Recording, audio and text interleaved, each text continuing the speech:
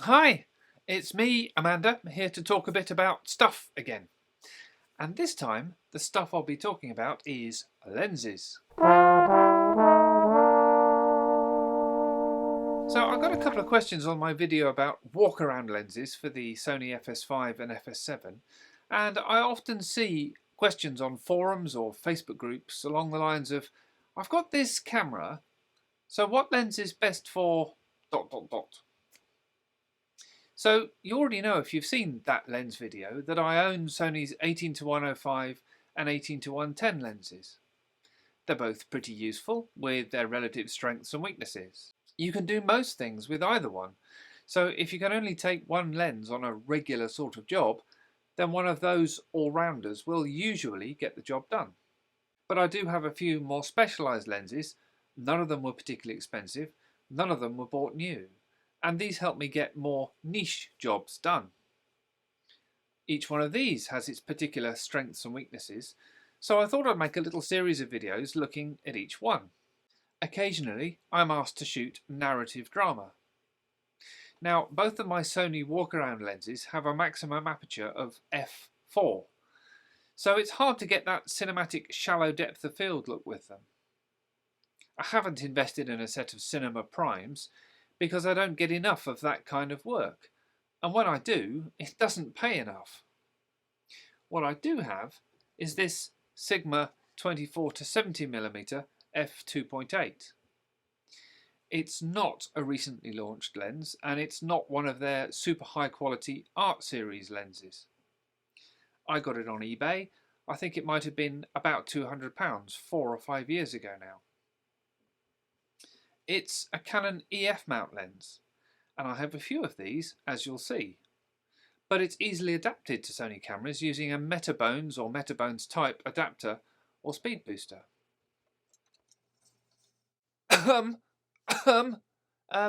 Excuse me? Well, oh, I have your attention now. Well, look, I just wanted to ask, Amanda, why on earth did you buy EF mount lenses when you have Sony E-mount cameras? Well, hold on a minute, Amanda, and I'll tell you. You see, the Canon EF mount has been around a long time, so there are loads of lenses with it, and so there are lots of choices, including lots of very usable bargains for more specialist lenses. I can use these EF mount lenses on almost any camera with the appropriate adapter. Besides my Sonys, they can go onto my Panasonic Micro Four Thirds cameras. They can go onto the Blackmagic Ursa mini cameras that I often shoot with when I'm on crude shoots.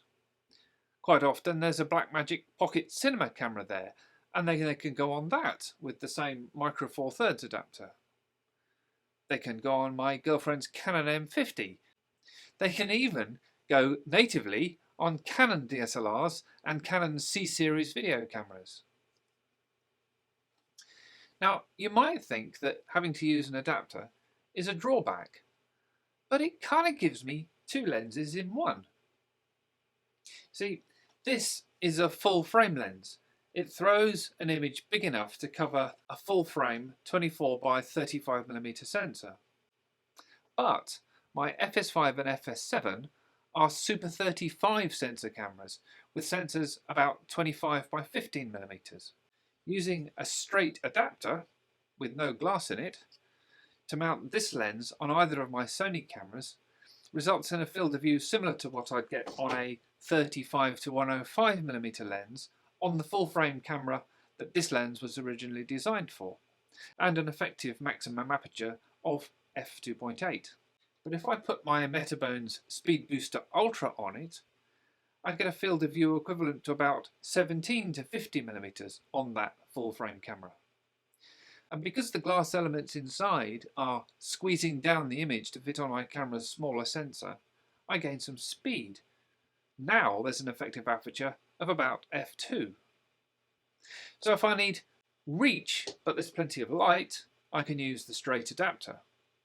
If I need speed or a shallow depth of field and reach isn't so important, I can use a speed booster. And this is true of adapting any lens as long as it's a full frame lens. I have one EF lens that's not full frame, and we'll come to that in another video. Meanwhile, back to the Sigma 24-70. Okay with you, Amanda? So it is fairly heavy and bulky, but it's also very solid and robust. There's no squishy, creaky plastics here. To switch between auto and manual focus, you have to pull the focus barrel in and slide this little switch. It's a bit clunky having to do both. But autofocus isn't the strength of this lens or any of my cameras, and for the narrative work I bought the lens for, I don't use autofocus anyway, so it's no big deal.